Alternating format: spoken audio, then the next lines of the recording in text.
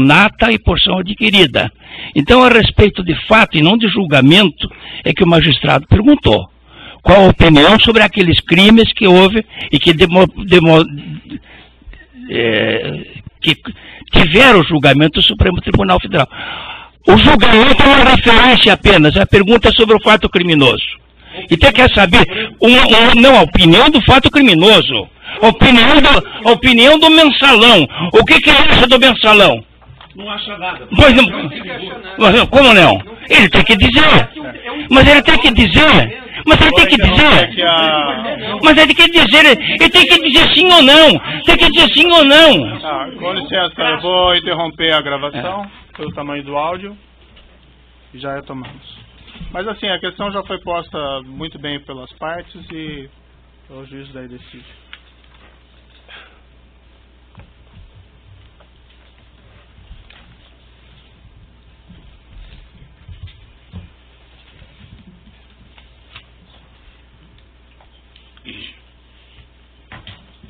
Então, prosseguindo nesse processo, ação penal 504-65-1294, então foram ouvidas as partes e assim o juiz coloca isso de maneira muito clara. Quem vai julgar esse processo é o juiz. E o juiz consigna que entende relevante as relações e atitudes do senhor ex-presidente em relação aos seus subordinados e assessores. Daí as indagações sobre esse caso específico. Se o senhor ex-presidente não quiser responder, ou entender que não tem condições de responder, ou que não quer responder, ele tem o direito ao silêncio.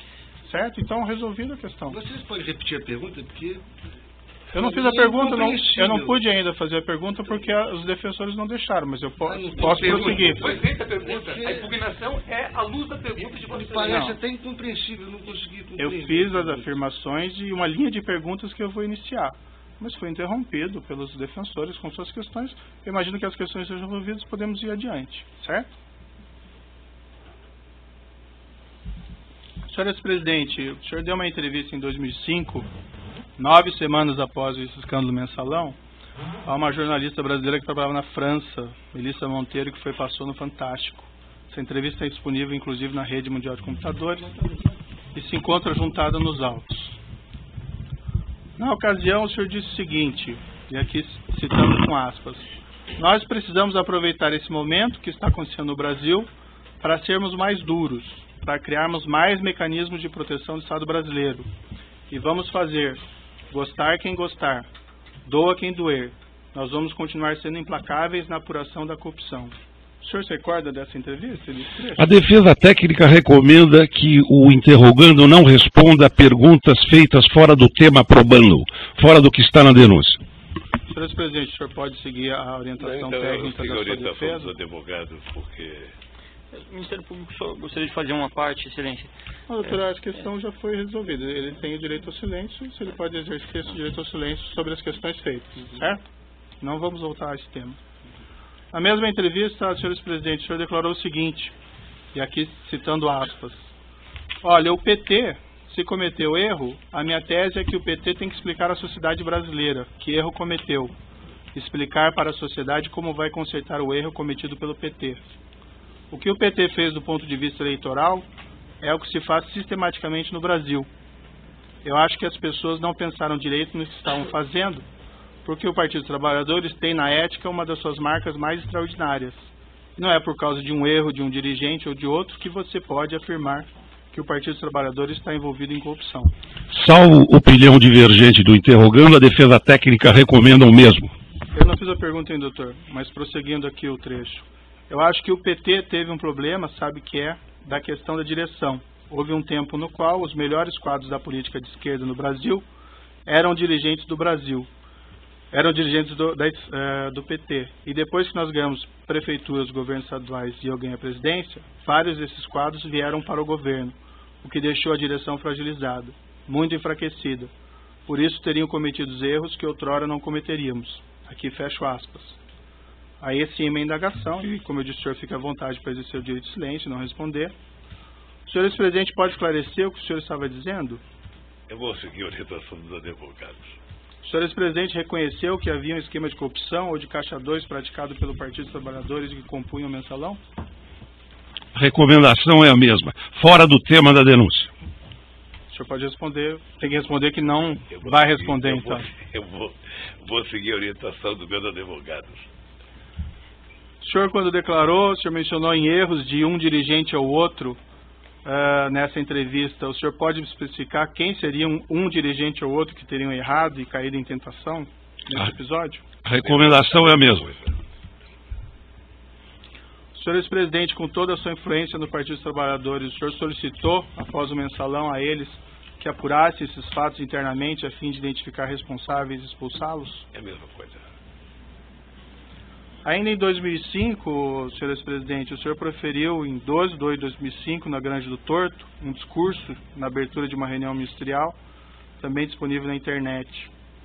Na ocasião, dirigindo-se ao povo brasileiro, o senhor ex-presidente afirmou, aqui cito, abro aspas, quero dizer a vocês com toda a franqueza que eu me sinto traído por práticas inaceitáveis das quais nunca tive conhecimento. Não tenho nenhuma vergonha de dizer ao povo brasileiro que nós temos que pedir desculpas, que o PT tem que pedir desculpas, o governo onde errou tem que pedir desculpas. Fecha aspas.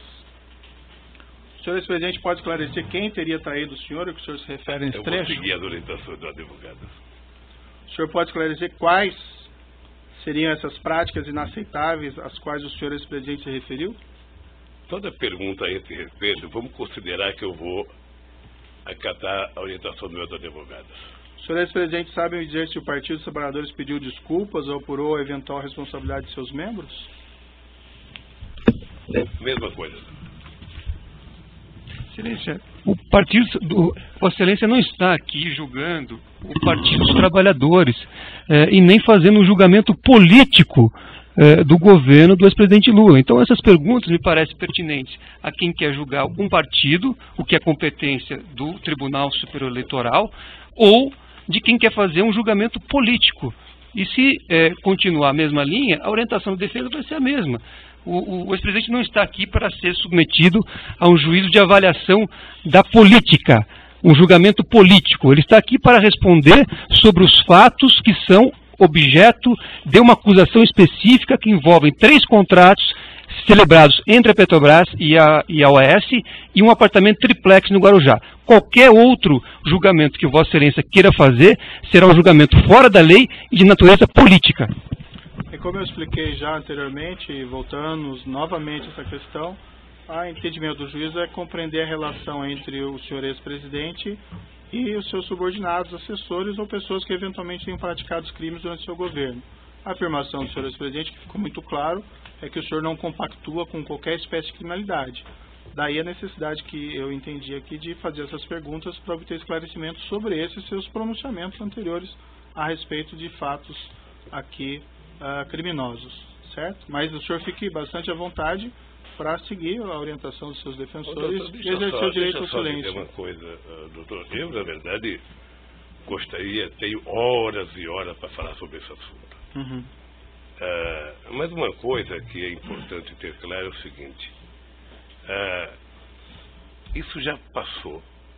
Eu já fui julgado 3 vezes pelo povo brasileiro. Você se lembra como é que foi a campanha de 2006? A campanha de 2006, eu era triturado a cada debate da televisão sobre a corrupção. Sim. Eu fui eleito com 62% dos votos.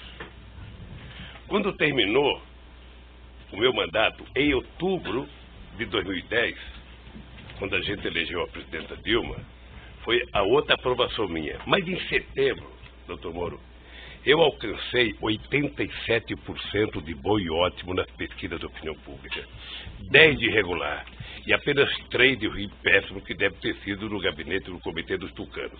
Ou seja, então eu já fui julgado muitas vezes pelos meus gestos administrativos. Certo. Eu não posso ser julgado pelo Código de Processo Penal numa coisa que eu fui julgado politicamente 10 anos, 12 anos depois, ficar respondendo uma coisa que foi transitada em julgado, que tem uma decisão, não é de uma primeira instância, de uma segunda, que vale tanto, mas da Suprema Corte, depois de 12 anos. Demorou 7 anos para ser julgado. E isso foi julgado, doutor, no meio da eleição de 2012. Uhum. E nós ganhamos a eleição em São Paulo. Certo. Então eu acho que eu já fui julgado tanto por isso. Mas a pergunta não são sobre pleitos eleitorais, senhor. Não, mas é sobre julgamento. É sobre julgamento, doutor. Eu já fui julgado. Não, veja, eu coloquei já muito fui claro que julgado. o senhor ex-presidente nem Não. foi acusado por esses fatos. Eu só Não, quero só- entender a sua relação, Também essas falar. atitudes em relação a desses fatos, Doutor, que isso pode ser doutor, relevante aqui para o doutor, julgamento doutor, desse processo. doutor, eu não estou sendo julgado pela minha relação com qualquer subordinado. Uhum, Eu não estou sendo julgado por isso. A relação é de cada um. perfeito. A sua relação com o seu pessoal, obviamente que é sua. A de um advogado é dele. A minha é minha. Quando um político comete um erro, ele é julgado pelo povo. Ele não é julgado pelo processo de Código Penal, ele é julgado pelo povo. E eu fui julgado várias vezes pelo povo. Perfeito. Então vamos prosseguir aqui. Só lembrar uma coisa, Vossa Excelência fez referência a esse caso do mensalão, só que nós ouvimos aqui nesse juízo como testemunha o doutor Antônio Fernando, que foi responsável pela denúncia. E ele disse a Vossa Excelência claramente que apurou à época que não havia nenhum envolvimento do ex-presidente, por isso é que ele não foi denunciado e por isso que o processo tramitou sem que ele fosse parte. Então não cabe aqui querer refazer um caso em que já foi julgado pelo Supremo Tribunal Federal e que Vossa Excelência já ouviu aqui como testemunha um ex-procurador-geral da República que explicou as circunstâncias do caso. Certo, acho que o doutor não entendeu minhas questões, que eu coloquei muito claro desde o início que não fazia nenhuma acusação nesse sentido. Mas, enfim, é a questão de entender a relação do senhor e as suas atitudes em relação a esses fatos. Mas eu sigo aqui nas perguntas. Respondendo a perguntas da autoridade policial na fase de investigação, o senhor ex-presidente afirmou o seguinte, e aqui eu abro aspas. No caso do mensalão, porque não tinha prova, veja, começou com a maior denúncia de corrupção da história da humanidade, terminou com 175, com alguns milhões da Visanet, que não era empresa pública, e que o dinheiro foi pago por meio de comunicação. Mas como tinham adotado a teoria da lei do domínio do fato, que foi utilizada para punir, era preciso condenar. Então José Dirceu e outros companheiros estavam condenados, mesmo que fossem libertados, estavam condenados. Em outra entrevista que o senhor teria dado, que também se encontra nos autos, sobre o mensalão, em 27/4 de 2014, na RPT, pela jornalista Cristina Esteves, o senhor declarou o seguinte: o mensalão, o tempo vai se encarregar de provar que o mensalão você teve 80% de decisão política e 20% de decisão jurídica.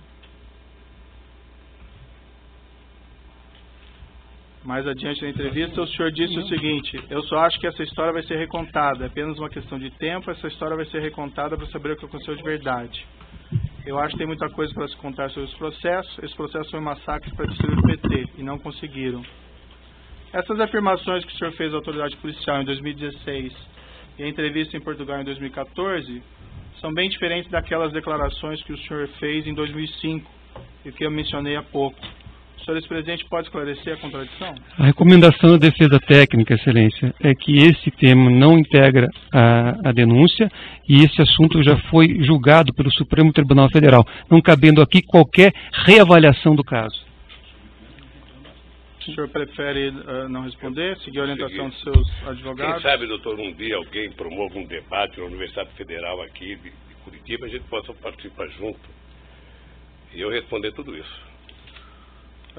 Diante dessa contradição, senhor presidente, eu lhe pergunto e finalmente encerro essa questão. Na sua avaliação, esse esquema criminoso reconhecido pelo Supremo Tribunal Federal não teria acontecido? A recomendação de defesa técnica é a mesma, no mesmo sentido. O Supremo Tribunal teria, o senhor mencionou julgamentos políticos, ele teria condenado o inocente nesse caso? Excelência, data vênia, não cabe aqui fazer uma avaliação de um julgado do Supremo Tribunal Federal, nem o depoente, nem Vossa Excelência, nem nenhum dessa sala. A indagação, como eu disse, doutor, é para entender a relação entre o senhor ex-presidente e pessoas que trabalharam com eles, que foram condenados no esquema criminoso. Excelência, como já disse aqui o ex-presidente, cada pessoa responde por sua conduta. Então, se na época o Procurador-Geral da República fez uma investigação e não apurou nada em relação ao ex-presidente, porque ele não tinha praticado nenhum crime, então não cabe aqui voltarmos a esse assunto. Esse assunto já está transitado em julgado por uma decisão do Supremo Tribunal Federal. Não Doutor, cabe o doutor já aqui falou várias discutir vezes isso. Então, é só para justificar Vossa Excelência. É cansativo. O cansativo são as perguntas de Vossa Excelência. As perguntas de Vossa Excelência fora do processo é que são cansativas. Se eu digo que é importante para a formação da convicção, me parece que eu que vou julgar, eu devo saber. Se Vossa Mas, Excelência enfim, vai levar em consideração eu entendo. fatores externos ao que está na denúncia,